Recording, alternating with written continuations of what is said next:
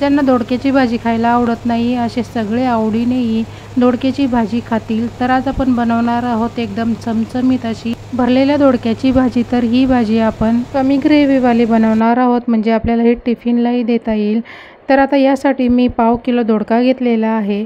तर याचे आपल्याला शिरा काढून घ्यायचा। शिरा काढून झाल्यानंतर दोडक्याची पुढचं टोक आणि मागचं टोक आपण काढून घेऊया। तर शिरा आपला काढून झाले। आता याचे आपण 2 भाग करून याचा मागचा आणि पुढचा भाग काढून घेतलेला आहे। तर आता हा दोडका एकदम स्वच्छ धुवून घेतला आहे। नंतर आपण कापल्यानंतर हा आपल्याला धुवायचा नाही। तर हा स्वच्छ पुसून घेतल्यानंतर याचे मी असे छोटे छोटे तुकडे करून घेत आहे। तर आता तुकडे करून झाल्यानंतर आपण याला मध्यभागी चीर देऊन घ्यायची आणि थोडासा जो एक्स्ट्राचा मधला भाग आहे तो थोडासा काढून घ्यायचा आहे। तर दोडका कापून झाले, आता बाजूला ठेवूया आणि मसाला बनवूया। मसाला बनवण्यासाठी अर्धी वाटी भाजलेले शेंगदाणे घेतले, 6 ते 7 लसणाच्या पाकळ्या, अद्रक आणि कोथिंबीर घेऊन बारीक वाटून घ्यायचं आहे। तर जास्त बारीक न वाटता थोडासा दरदरीत ठेवायचा आहे। तर जाडसर ठेवल्यानंतर एका प्लेटमध्ये आता आपण हा काढून घेऊया। मसाला प्लेटमध्ये काढून घेतल्यानंतर यामध्ये सुके मसाले घालायचे। 1 चमचा लाल तिखट, अर्धा चमचा धना पावडर, पाव चमचा गरम मसाला, हळद आणि चवीनुसार मीठ घालून घ्यायचं। मिरची पावडर ही आपल्या आवडीप्रमाणे घ्यायची आहे। तर मी इथे 1 चमचा घरगुती मसाला घेतलेला आहे। तर आता हे सगळे मसाले आपण सगळे एकजीव करून घेऊया। मसाला आपला एकदम छानपैकी एकजीव करून झालेला आहे। तर आता आपण हा मसाला एक एक करून दोडक्यामध्ये थोडा भरून घेऊया।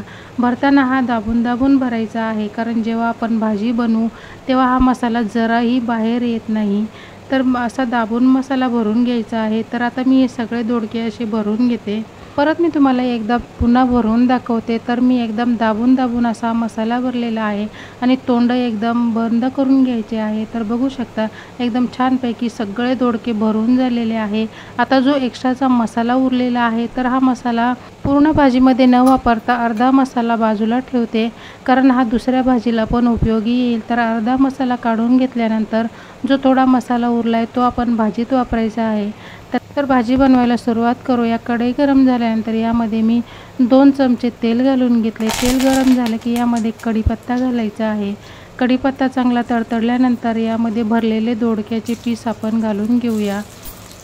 तर सगळे पीस इथे एक एक करून घालून घेतलेले आहे। आता हे पीस आपल्याला अर्धा मिनिटासाठी तेलामध्ये चांगले फ्राय करून घ्यायचे आहे। तर आपल्या अर्धा मिनिट झाल्यानंतर यामध्ये आपण जो उरलेला मसाला होता तो घालून घेऊया आणि पुन्हा आता हा मसाल्यासहित आपण हे दोडके 1 मिनिटासाठी तेलामध्ये चांगले परतून घेऊया, म्हणजे आपली दोडक्याची चव ही एकदम टेस्टी लागेल। तर आता हा 1 मिनिट झाल्यानंतर परतून झालेला आहे। आता यामध्ये आपण पाणी घालूया। पाणी घालताना मसाल्याच्या ताटामध्येच मी थोडं कोमट पाणी घालून घेतलेलं आहे। तर इथे पाणी कमी वापरणार आहे, कारण ही भाजी आपल्याला जास्त ग्रेव्हीवाली बनवायची नाही, तर थोडीशी ओलसर रपरपीत अशी बनवायची आहे। तर पाणी घातल्यावर मिक्स करून घ्यायचं आहे आणि एक उकळी येऊ द्यायची। एक उकळी आल्यानंतर यावर आपल्याला झाकण ठेवायचं आहे।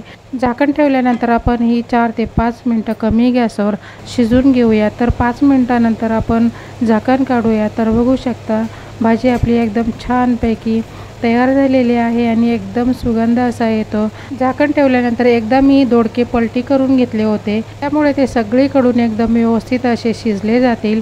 तर झाकण काढल्यानंतर पुन्हा हे पलटी करून घेत आहे। तर हे दोडके मी फक्त 2दा पलटी करून घेतलेले आहे।